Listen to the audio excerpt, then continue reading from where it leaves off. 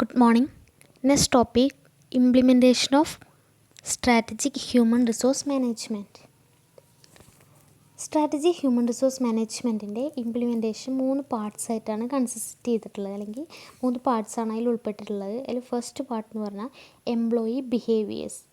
Employee ബിഹേവിയറിൽ കൂടുതലായിട്ട് focus ചെയ്യുന്നത്, സ്ട്രാറ്റജിക്കായിട്ട് focus ചെയ്യുന്നത് അവിടുത്തെ കോമ്പിറ്റൻസീസ്, അതായത് എംപ്ലോയീസിൻ്റെ കോമ്പിറ്റൻസി, അവരുടെ കഴിവ്, കാര്യങ്ങളൊക്കെ, പിന്നെ അവരുടെ മോട്ടിവേഷൻസ്, പിന്നെ അവരുടെ ബിഹേവിയേഴ്സ്, അസോസിയേറ്റ് ബിഹേവിയേഴ്സാണ് എന്ത് സ്ട്രാറ്റജിക്കലി കൂടുതലായിട്ട് ഫോക്കസ് ചെയ്യുന്നത്. രണ്ടാമത്തെ പാർട്ട് എന്ന് പറഞ്ഞാൽ HR സിസ്റ്റം. HR സിസ്റ്റത്തിൽ high performance strategically aligned policies and practices.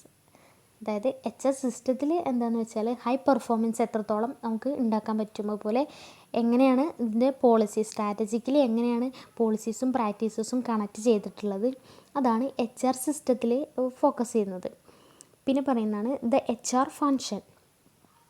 അതിൽ പറയുന്ന HR പ്രൊഫഷണൽസ് വിത്ത് സ്ട്രാറ്റജിക് കോമ്പിറ്റൻസീസ്, അതായത് സ്ട്രാറ്റജിക് കോമ്പിറ്റൻസീസ് ഉള്ള HR പ്രൊഫഷണൽസ്, അതായിരിക്കും HR ഫങ്ഷനിൽ പറയുന്നത്. അതായത് ഹ്യൂമൻ റിസോഴ്സ് പ്രൊഫഷണൽസ് എന്തായിരിക്കും, അവർക്ക് കോമ്പിറ്റൻസി, സ്ട്രാറ്റജിക് മൂവ്മെൻറ്റിലുള്ള കോമ്പിറ്റൻസീസും കാര്യങ്ങളും ഉള്ളതായിരിക്കും. അപ്പോൾ അങ്ങനെയാണ് അതിൻ്റെ ഫങ്ഷൻസ് പോകുന്നത്. അപ്പോൾ ഈ 3 ഫങ്ഷൻസ് അല്ലെങ്കിൽ 3 പാർട്സുകളും ചേർന്നാണ് സ്ട്രാറ്റജി ഹ്യൂമൻ റിസോഴ്സ് മാനേജ്മെൻറ്റിൻ്റെ ഇംപ്ലിമെൻറ്റേഷൻ കണ്ടക്ട് ചെയ്യുന്നത്.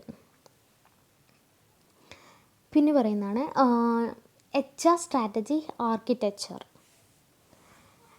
അതായത് ഹ്യൂമൻ റിസോഴ്സ് സ്ട്രാറ്റജിക് ആർക്കിടെക്ചർ, അതിൻ്റെ ഘടന, അതിൻ്റെ രൂപം എങ്ങനെയാണെന്ന് വെച്ചാൽ അതിനെ 3ആയിട്ട് പറയുന്നുണ്ട്. നേരത്തെ പറഞ്ഞ പോലെ HR ഫങ്ഷൻ, അതുപോലെ HR സിസ്റ്റം, അതുപോലെ എംപ്ലോയി ബിഹേവിയർ.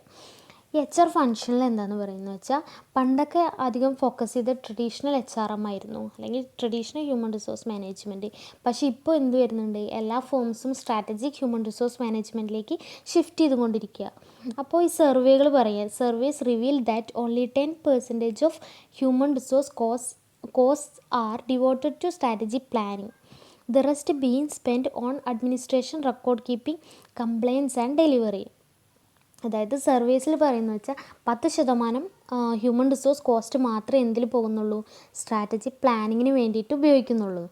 ബാക്കിയുള്ള പെർസെൻറ്റേജ്, ബാക്കി 90% എന്തിനു വേണ്ടിയിട്ട് ഉപയോഗിക്കുന്നത്, സ്ട്രാറ്റജിക് അല്ല, അഡ്മിനിസ്ട്രേഷൻ, അതുപോലെ record keeping, compliance and delivery. ഓർഗനൈസേഷൻ്റെ ബാക്കിയുള്ള പ്രവർത്തനങ്ങളായ അഡ്മിനിസ്ട്രേഷന്, അതുപോലെ റെക്കോർഡ് കീപ്പിംഗ്, കംപ്ലയിൻസ് ആൻഡ് ഡെലിവറിക്കാണ് ഉപയോഗിക്കുന്നത്. Administrative function may be outsourced എന്ന് വെച്ചാൽ അഡ്മിനിസ്ട്രേറ്റീവ് ഫങ്ഷൻ എന്ത് ചെയ്യാം, ഔട്ട്സോഴ്സ് ചെയ്യാം, പുറത്ത് ഏൽപ്പിക്കാറുണ്ട്.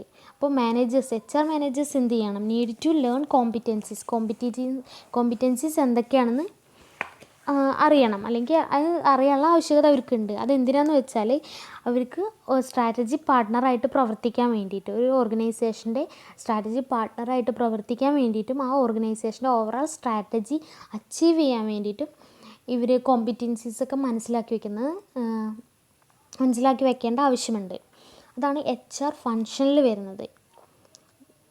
HR ഫങ്ഷനിൽ മെയിനായിട്ട് ഫോക്കസ് ചെയ്യുന്നതെന്ന് വെച്ചാൽ ഹ്യൂമൻ റിസോഴ്സ് മാനേജ്മെൻറ്റിൽ HR കോസ്റ്റ് 10% എന്തിനാണ് പോകുന്നത്, 10% മാത്രമേ സ്ട്രാറ്റജി പ്ലാനിങ്ങിന് പോകുന്നുള്ളൂ, ബാക്കിയൊക്കെ അഡ്മിനിസ്ട്രേഷനും റെക്കോർഡ് കീപ്പിംഗ്, കംപ്ലയിൻസിനും വേണ്ടിയിട്ടാണ് പോകുന്നത്. പിന്നെ സ്ട്രാറ്റജി മാനേജർ എപ്പോഴും കോമ്പിറ്റൻസി ആയിട്ട് മനസ്സിലാക്കേണ്ട ആവശ്യമുണ്ട്.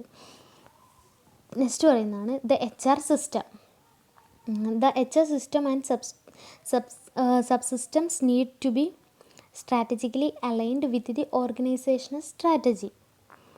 അതായത് ഓർഗനൈസേഷണൽ സ്ട്രാറ്റജിക്ക് അനുസരിച്ചിട്ട് എന്ത് ചെയ്യേണ്ടതുണ്ട്, HR സിസ്റ്റം അതുപോലെ സബ് സിസ്റ്റം അതുമായിട്ട് ഒരു സ്ട്രാറ്റജിക്കായിട്ട് യോജിക്കേണ്ട ആവശ്യമുണ്ട്, അല്ലെങ്കിൽ തന്ത്രപരമായിട്ട് യോജിക്കേണ്ട ആവശ്യമുണ്ട്.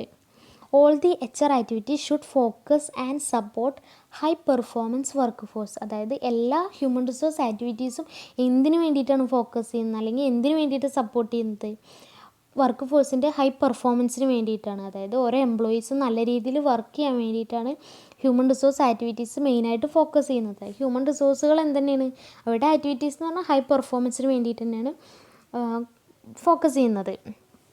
HR initiatives are needed to make work force more innovative and creative. അതായത് HR ഇനീഷ്യേറ്റീവ്സ് എന്തെടുക്കണം, അവർ ചെയ്യേണ്ട കാര്യം എന്ന് വെച്ചാൽ വർക്ക് ഫോഴ്സിനെ ഇന്നൊവേറ്റീവായിട്ടും ക്രിയേറ്റീവായിട്ടും കൊണ്ടുവരണം. അതായത് ഓർഗനൈസേഷനെ എംപ്ലോയീസിനെ ഒന്നും കൂടി ഇന്നൊവേറ്റീവ്, അതായത് പുതിയ പുതിയ ഐഡിയാസൊക്കെ കൊണ്ടുവരാൻ, ക്രിയേറ്റീവ് ആക്കാൻ വേണ്ടിയിട്ടൊക്കെ ഡെവലപ്പ് ചെയ്ത് അല്ലെങ്കിൽ അവർ മേക്ക് ചെയ്ത് കൊണ്ടുവരണം. അതാണ് HR സിസ്റ്റത്തിൽ വരുന്നത്. പിന്നെ പറയുന്നതാണ് employee behaviour. The people influence environment and performance of the organization through their behavior. അതായത് പീപ്പിൾസ് അവർ ഇൻഫ്ലുവൻസ് ചെയ്യുന്നുണ്ട്. People influence environment and performance of the organisation. ഒരു ഓർഗനൈസേഷൻ്റെ പെർഫോമൻസിനെയും അതുപോലെ അവിടുത്തെ എൻവയോൺമെൻറ്റിനെയും അവരുടെ ബിഹേവിയർ മൂലം ഇൻഫ്ലുവൻസ് ചെയ്യുന്നുണ്ട്.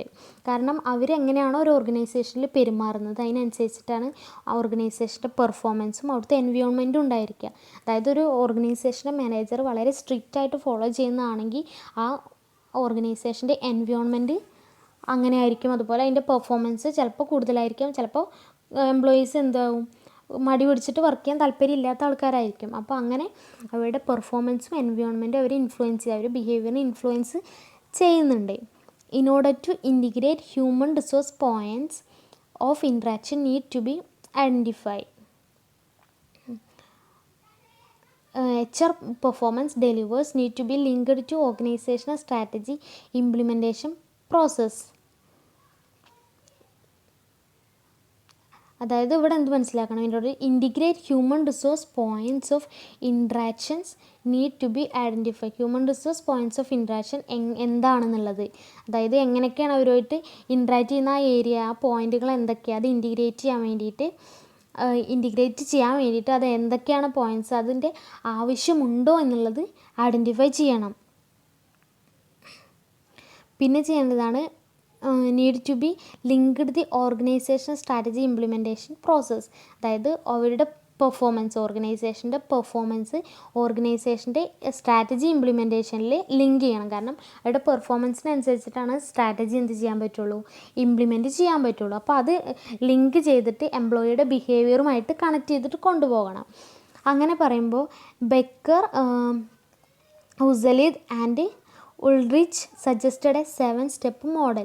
ഈ 3 പേരും ചേർന്നിട്ടൊരു മോഡൽ സജസ്റ്റ് ചെയ്തിട്ടുണ്ട്. ഹ്യൂമൻ റിസോഴ്സിൻ്റെ പെർഫോമൻസ് അല്ലെങ്കിൽ എംപ്ലോയിയുടെ ബിഹേവിയർ എങ്ങനെ ഓർഗനൈസേഷൻ്റെ സ്ട്രാറ്റജിക് ഇംപ്ലിമെൻറ്റേഷൻ പ്രോസസ്സിനെ എഫക്റ്റ് ചെയ്യുന്നു എന്നുള്ളതിന് ഒരു 7-step മോഡൽ ഇംപ്ലിമെൻറ്റ് ചെയ്തിട്ടുണ്ട്, അത് സജസ്റ്റ് ചെയ്തിട്ടുണ്ട്.